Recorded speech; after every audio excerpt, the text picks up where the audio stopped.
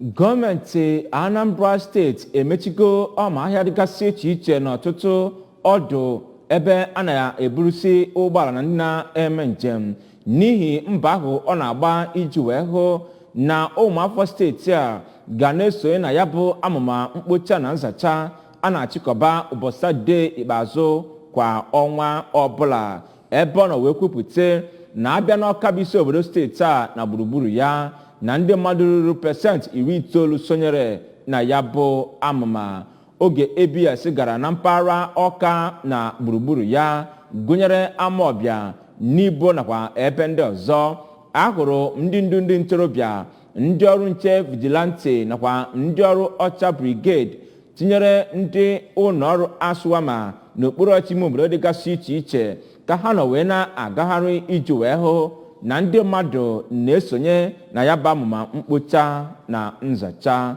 Ka Chibụzọ Obidike kọchapụrụ gị akụkọ a.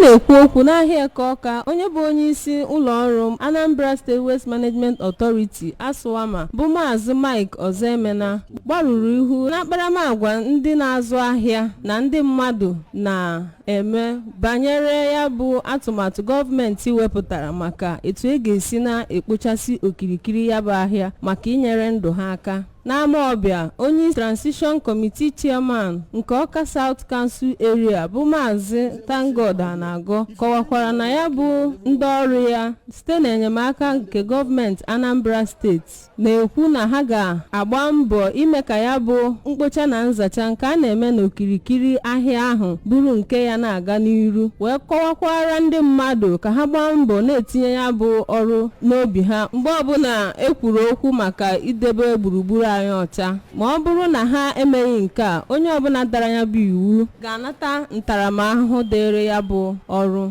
N'okwu nke ya, ofu onye n'ime ndị dara ya bụ iwu bụ Maazị Tochukwu Ejiofọ bụ onye nke yọrọ mgbaghara na-akọwakwa na ọrụ nke mkpocha na nzacha bụ nke o mechagoro na be ya wepụtazi ya n'ọma ahịa ya imepe ebe ọ na-azụ ahịa. Kenere ndị gọọmenti Anambra Steeti n'atụmatụ nke ha wepụtara maka idebe gburugburu Anambra Steeti ọcha.